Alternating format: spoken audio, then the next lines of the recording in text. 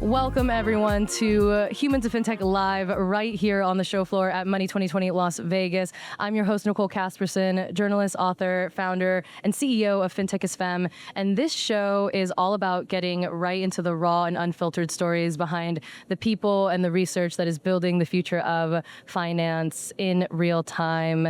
Because, yes, we can talk about innovation and regulation all day, but what really moves this industry forward is purpose and fairness and the people brave enough to build for both. So I'm so excited to dive into this conversation. We are talking about what it means to design a fair digital economy, one where technology doesn't just move money faster, but moves people forward. And joining me for this live special edition of this show are three leaders doing exactly that. First, we have Delicia Hand, Senior Director of Digital Marketplace at Consumer Reports, where she leads their groundbreaking work on digital finance, testing, and fairness frameworks.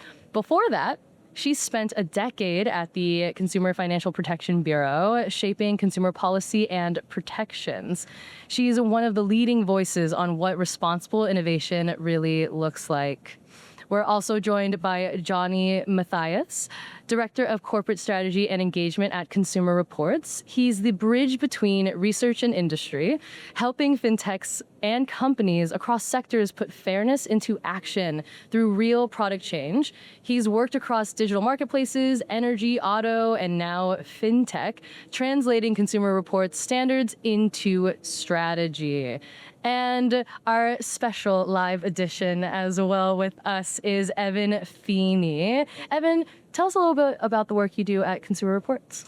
Thank you, Nicole. I'm the Associate Director of Corporate Engagement. And similar to Johnny, I help bring our evaluations and product recommendations to companies across the digital finance marketplace. Amazing.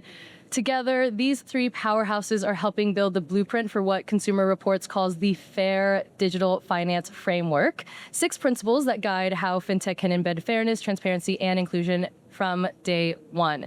Now, fair design isn't just good for consumers, it is good for business. It builds trust, loyalty, and products that actually last. So I'm so excited to get into why fairness is the greatest competitive advantage in today's market. So let's get right into it. Delicia, I want to start with you. Consumer Reports has long been known for testing products from cars to electronics to make sure that they work for real people. And now you're bringing that same energy into fintech. You've spent your career shaping how financial systems serve people, first at the CFPB and now leading this work at Consumer Reports. So for those who might not know, what exactly is the Fairness Playbook, and why do you feel this moment in fintech was the right time to create it?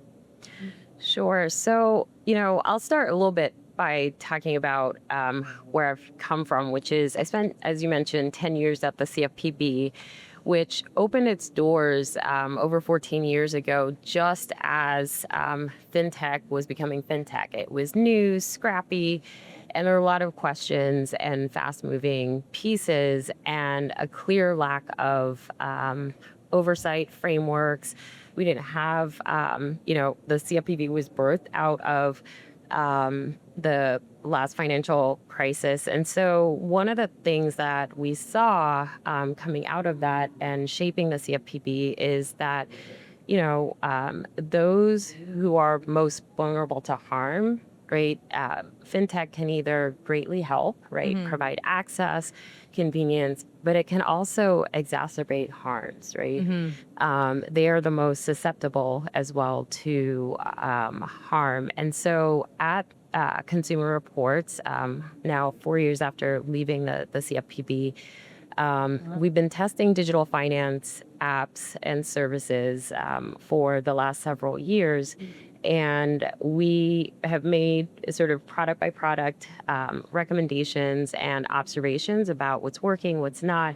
And we're then lifting up the patterns that we're seeing in this playbook. And we're outlining a set of metrics that companies can actually then put into play, right, to achieve fairness by design. So what are the specific product characteristics, features, et cetera, that can actually translate across various principle set, safety, privacy, et cetera. You'll hear more about that. So that's effectively what the playbook is. Yeah, and you have shared with me before that fintech often enters the market without much road testing, and we see this in most industries, right? With as we share with auto, and it's normal to do such a thing.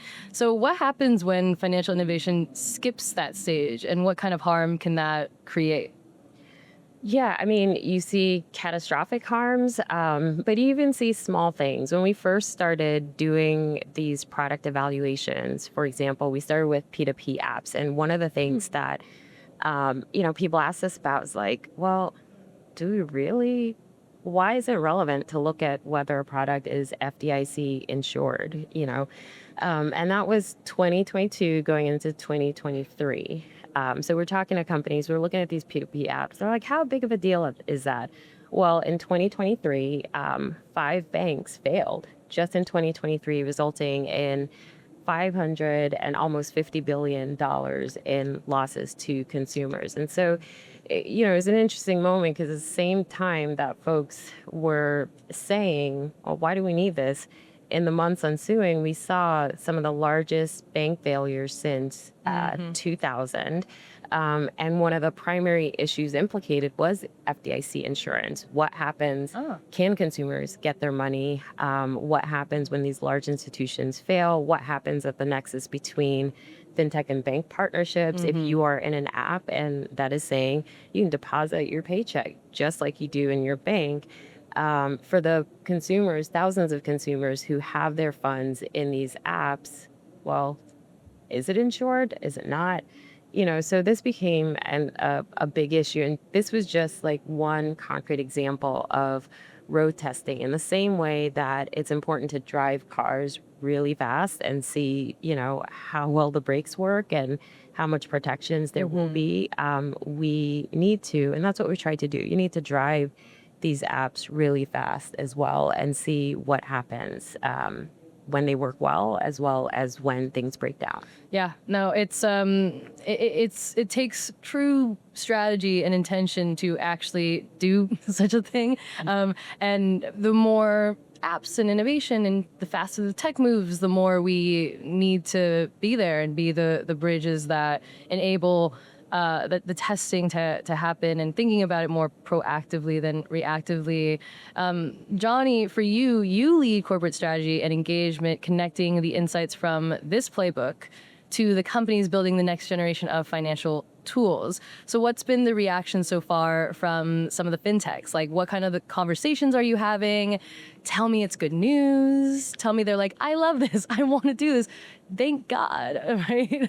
That's exactly the type of reaction we're getting, which I think is wonderful. So, I mean, one company that we were talking to, they told us, we put this up on our whiteboard. We're doing a deep dive. We need to talk in a couple of weeks about exactly which part of your framework we want to dive deeper on. And we were just so encouraged by that. It was not.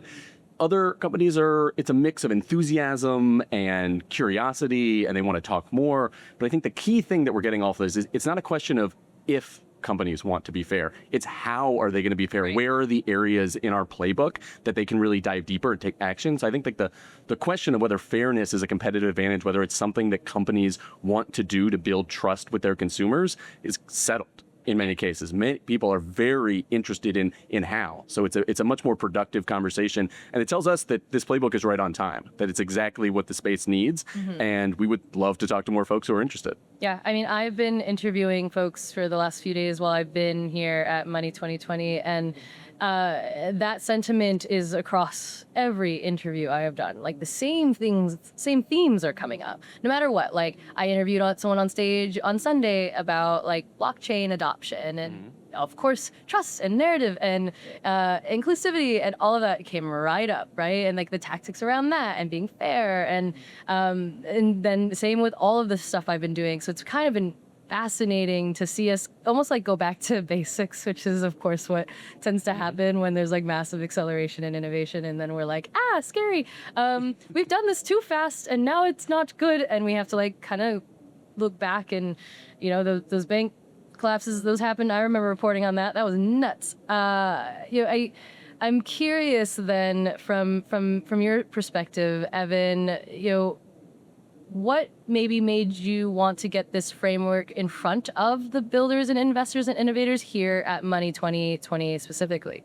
Yeah, I think this goes to something that you said before about needing a framework that is proactive and not reactive. A lot of the ways that CR engages the marketplace is through our evaluations and rating and reviewing, which naturally lends itself to responding to things that already exist. But digital finance moves so quickly. Any product that we're rating or reviewing today could be substantially different tomorrow. Right. So by having this roadmap level framework for companies to follow, we're not just saying, hey, this is how you can essentially ace a CR evaluation. It gives them a very clear direction of where we see the market going and what they should build towards, and the questions and data points they should be tracking day in and day out, and not just responding to us coming and saying, hey, consumers didn't like this, maybe it should be different. We're proactively, preemptively pushing them forward. Well, and you really do have to kind of lay out this roadmap because, the founders are busy, entrepreneurs are busy, bank leaders are busy. They, unless I have even found like in my own work, like unless I'm like, here is literally what to do exactly, they need those 1, 2, 3, 4 steps, if you will. And I feel like you guys embody that with the playbook, with the outline of the 6 principles. Right? So those are safety, privacy, transparency, user centricity, financial well-being, and inclusivity. We love all those. Which of these do you think fintechs struggle with the most and why? And I'll ask you first, Delicia. Sure. We see a lot of variation, but I think one of the things that we have consistently seen across various products, whether it's P2P apps or just basic banking, is transparency and financial well-being. Transparency is tricky, and I think trickier not to crack, so to speak, as more technology becomes, because our sort of benchmark consumer protection framework for transparency is disclosure, right? And we now know, right? Especially the more digitized it is, the faster consumers click through, right? Everybody quickly checks the box and they move on to get to the thing that they're trying to get to. And so disclosure as a remedy and as an effective tool has failed. It is not effective. And yet, when we started to do the evaluation, companies would consistently say, well, we are abiding with our requirements, right? We are providing clear, meaningful disclosures. And I think our response is like, well, how are those things really meeting the opportunity in these dynamic apps? You're advertising all these cool features and these things that the apps can now do. What can they do to ensure that users actually understand the important terms and conditions, that they know how to off-ramp quickly when and how they need to, that they get pushed information at the right time. Right. So these are some of the contours of transparency. And I think one of the things that we often see is a kind of check the box approach. You see 3.5, font, in these smart screen sized, iPhones. And that's not okay. And consumers deserve better. Yeah, I think anyone listening, and myself included, would be guilty of seeing a terms and conditions and literally scroll. I'm like, this is cute. I got things to do.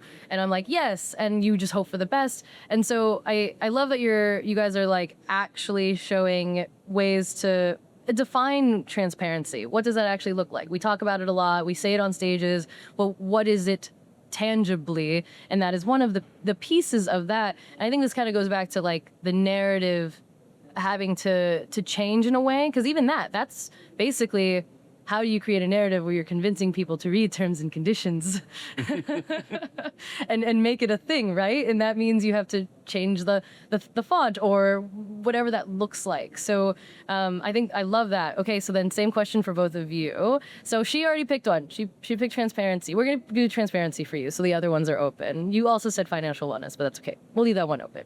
So which one of the 6 principles do you think fintechs struggle with the most, and why? Who wants to go? Johnny?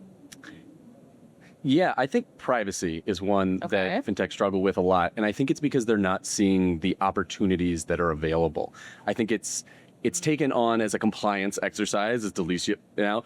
But what we know is that users will tell you that they are willing to exchange their data for personalization. But they want to be able to have some control over what's happening. So you should be thinking about privacy as a real place to like build relationship with your consumer, build relationship with your user base by saying what you mean and meaning what you say, and then doing exactly that, as opposed to something where it's like, let us do the minimum, let's meet the requirement, and let's sort of hide what's actually going on in the background. Yeah. Like, you may be offering services which you view as marketing, which are actually very valuable services to the consumer, and they should have the ability to understand exactly what's happening and choose to meet their needs that way.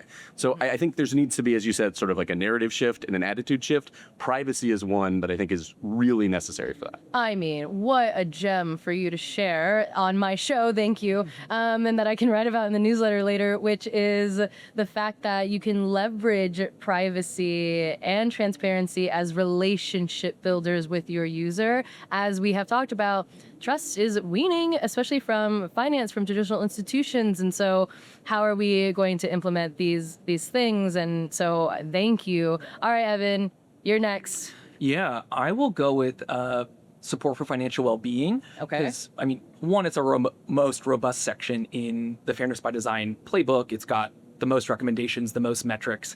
And I think part of the reason that it is that built out is because it's the place where companies market financial well-being at a much higher degree than they're actually implementing. Everyone kind of at their core wants to say that their product supports people's financial well-being, but they don't back it up with data on how people are using the app. Is the app actually transforming their long-term financial health? Are they even tracking people's financial health scores? Are they adjusting how they're nudging folks either for or against different products and offerings within their own product universe based on how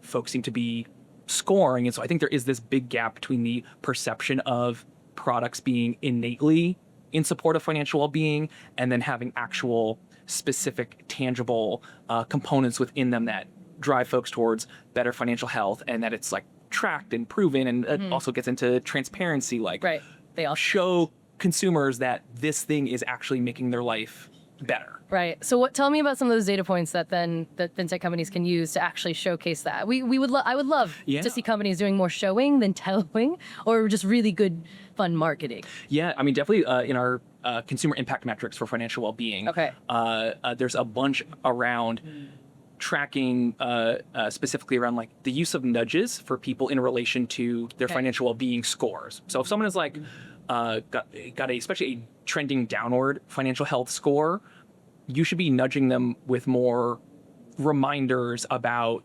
upcoming recurring payments. So that way folks aren't making like big discretionary purchases right before rent or their car loan is due. And you shouldn't be pushing those folks towards like more complicated loan products. We want folks who are in distressed financial situations to be offered more off-ramps and not loaded with debt and things that like make them less liquid. And so we offer a lot of different metrics that help companies track and prove that they're not being maximally extractive of consumers. Yeah, no, I love and appreciate these tangible pieces of advice, because I think that there's this misconception that enabling fairness, inclusion, or all of these 6 principles is some sort of like massively heavy task. And sure, it can be if you're, obviously the earlier you start, the better. But I mean, you're basically here to say, hi, it doesn't have to be such a massive task. I've literally created the playbook. Here's the data points and how to do it. Just like work with us or read the thing or do like, please apply this. And if you want to learn more, talk to us. And then I think that kind of gets a little bit more into some of the like regulation, compliance, like especially around the privacy and the data, and people thinking like, I don't have remotely enough resources or bandwidth for such a thing, right? So I kind of want to like demystify that thought process there. And Delicia, you've spent time both inside government, at the CFPB, and now at Consumer Reports. So for you, what's one big lesson from regulation that builders can apply to be more proactive before that they are forced to? Yeah, I mean, I think one thing that everyone knows is regulators respond to harm, right?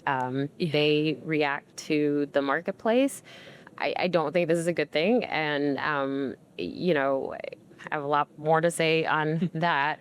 But I think that the takeaway there is that if you are then not building your product with the consumers in mind at the table, providing inputs on how you're building and kind of co-creating, right?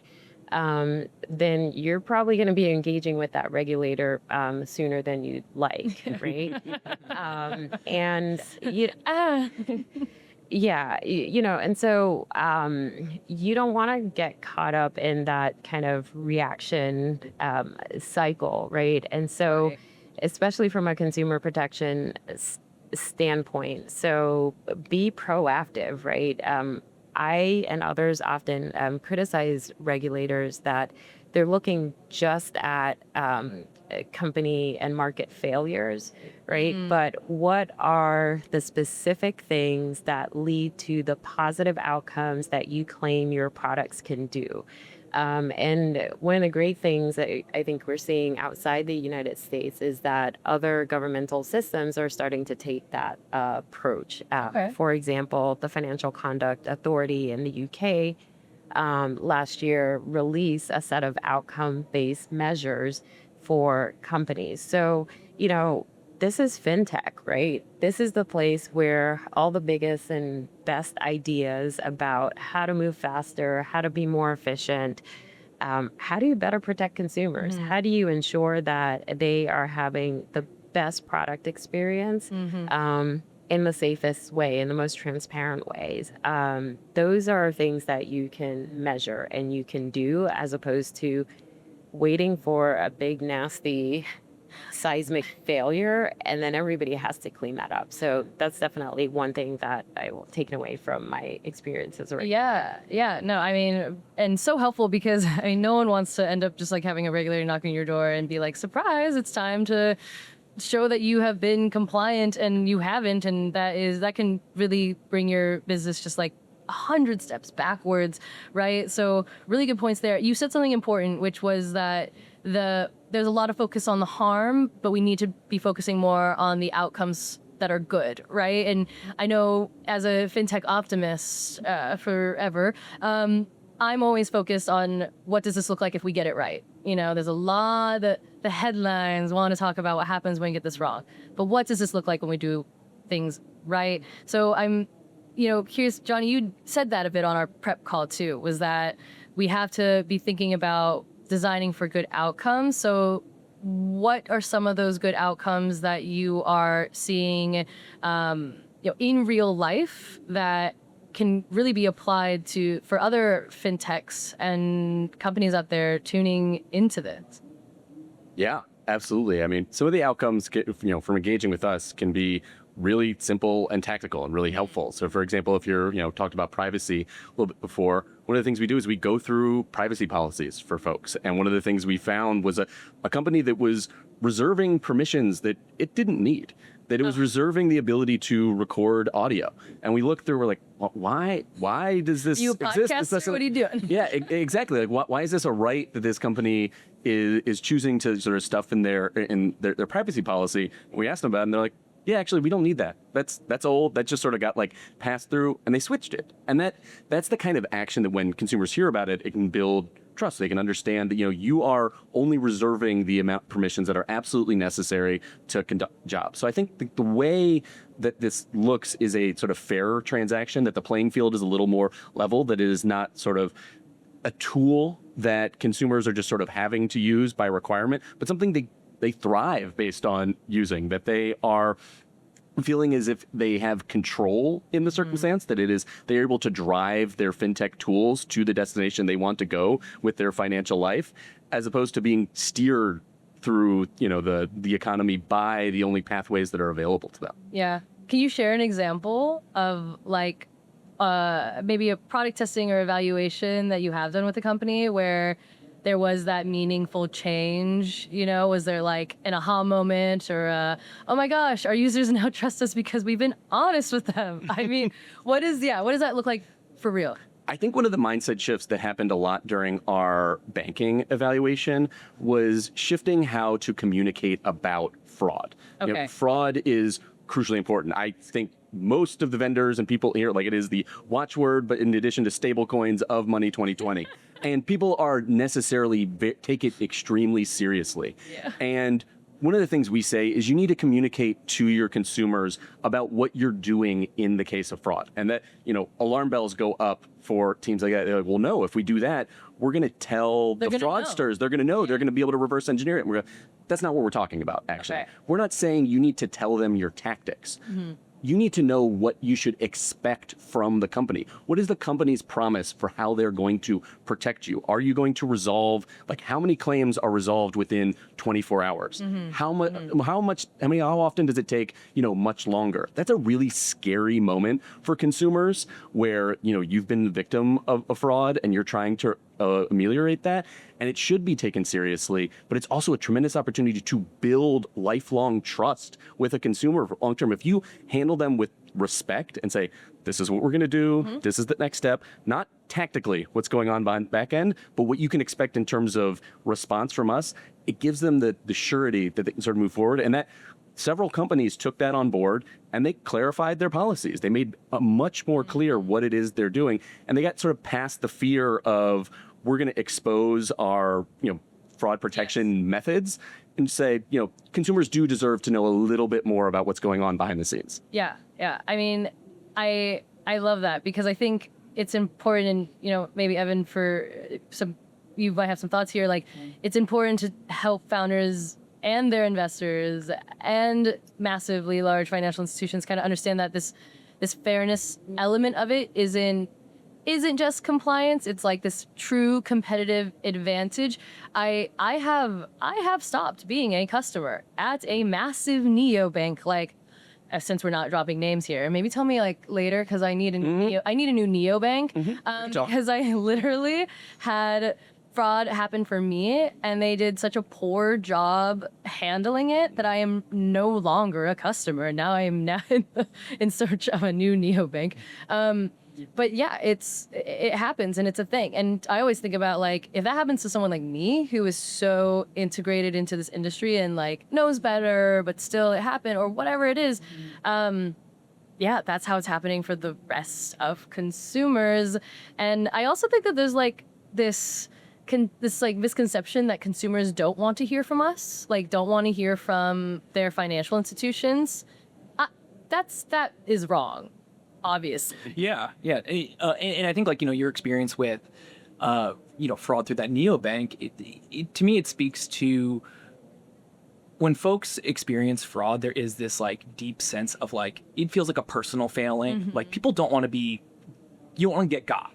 It feels like you messed up, you didn't do the safest thing, but it's a systemic and external thing that you just kind of happen to get mm-hmm. targeted by. But people put that blame on themselves and to then have a fraud remediation experience that kind of reinforces that. Yeah. Makes you feel like I don't want to be using this product because in this awful personal moment, the company made me feel worse about myself. Mm-hmm. That doesn't build a trusting relationship to have that transparency of say, sorry, this happened. This is how long it's going to take us to look into it. These are the range of outcomes based on what we find, and to then provide active, consistent communication of okay, this is exceeding our initial 24-hour window because of these reasons, mm-hmm. and keeping folks informed versus keeping you in the dark of,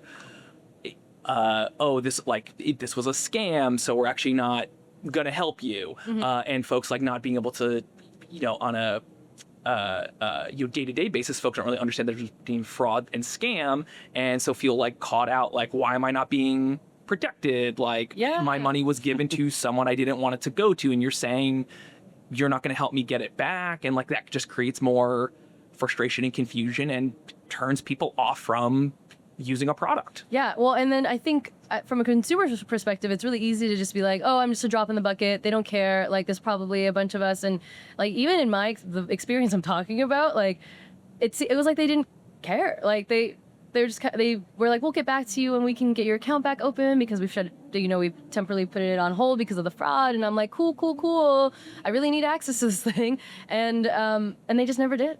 I mean, that's also why like we recommend in our safety section, like so many more tools for consumers to use to help them take action when they suspect fraud or scams. Like we're really pushing companies to have easily accessible toggles when it comes to like credit and debit cards to stop new transactions, but allowing your recurring transactions to go through. So that way, if you just left your card behind at the restaurant, or you think like, someone took your wallet, your auto payment is still going to go through in 3 days, but you can trust that, someone's not going to rack up hundreds or thousands of dollars of fraud charges that then you're going to need to contest and go through that whole opaque and complicated process of proving it wasn't you, and maybe in the best case getting that money back, but oftentimes only getting some of it or none of it. So giving consumers more tools to help control control the response to fraud and scams is very valuable for retaining people. I would have liked that.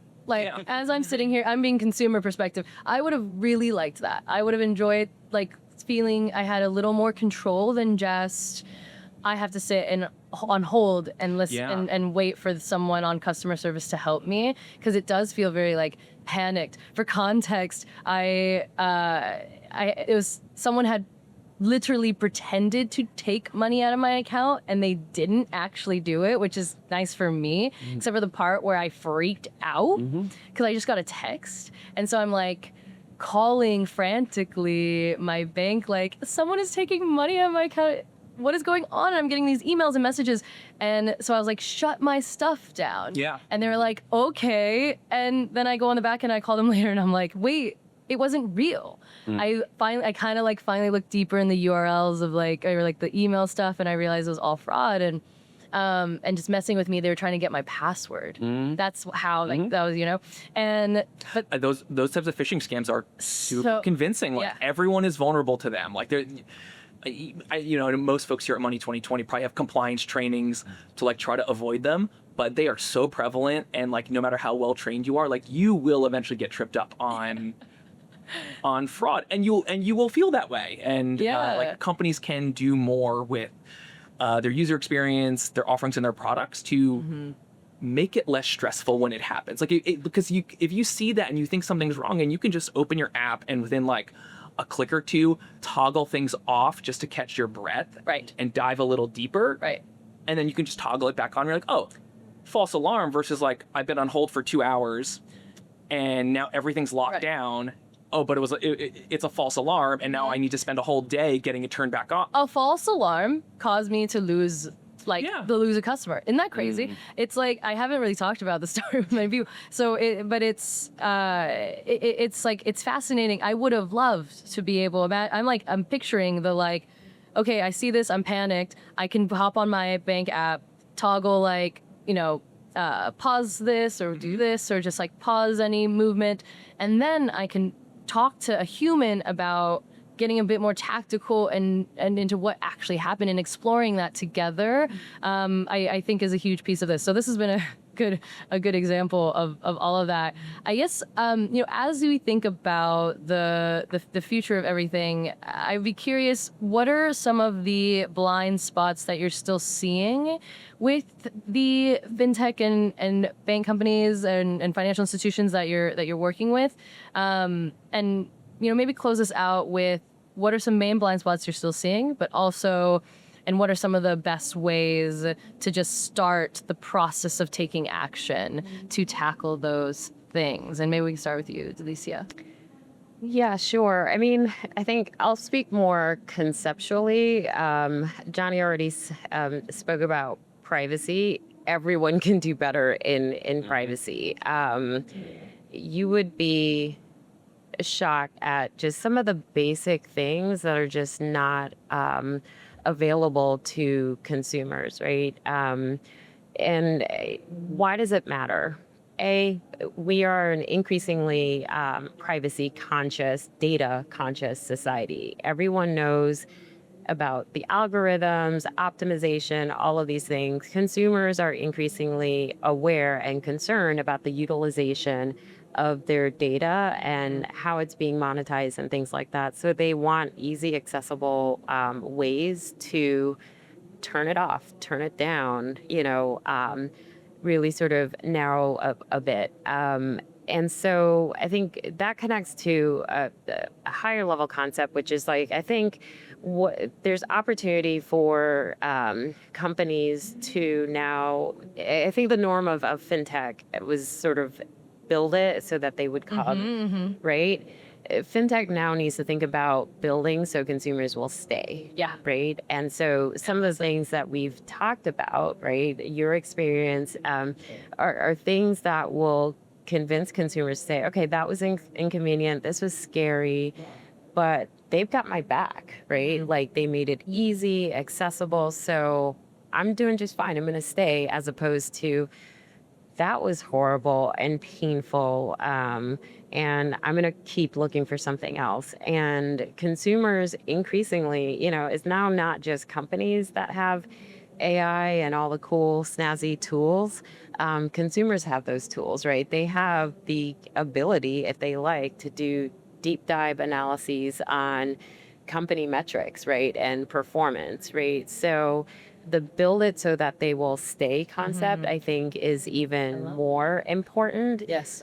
Because I could quickly use one of these open source or, commercially available tools to just like run my own metrics and say, okay, well, how do these institutions compare? And so consumers are expecting more.